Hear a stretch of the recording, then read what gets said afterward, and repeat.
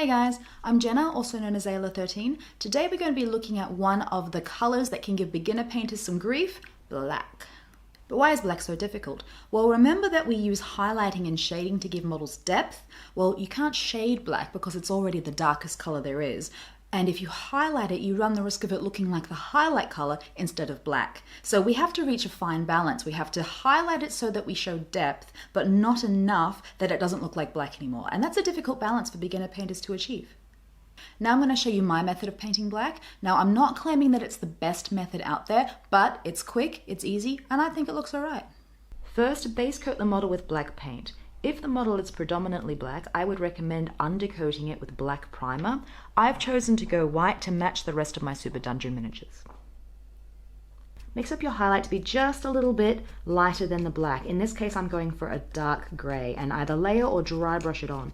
I don't normally dry brush cloth, but in this case it's going to be very subtle, and the next layer we do is going to help tie it together even more. Now we're going to give it a black wash to tie it all together and tone it back down to black. I prefer to make my own wash out of black paint for this, as I don't find that the pre-made washes are dark enough.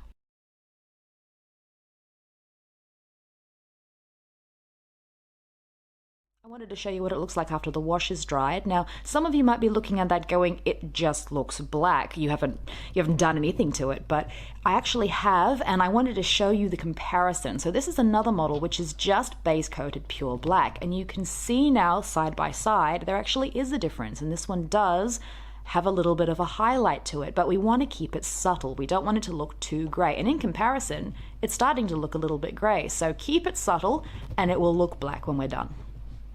Now for the final highlight, I've mixed up a little bit of that dark grey, and I'm just going to paint a very thin line. It's an extreme highlight just to make them pop. Now the trick is to keep these lines as thin as you can, and the easiest way to do that is to do a little bit of edge lining, so you just paint with the middle of your brush, not the tip, like this. You can mix this technique up a little bit. If you have a particularly large model, you may want to do an extra lighter step of dry brushing to ensure that your highlights don't look flat.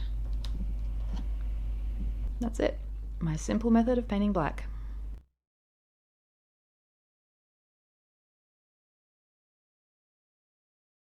Well, that's it. I hope you enjoyed. If you did, please like and subscribe.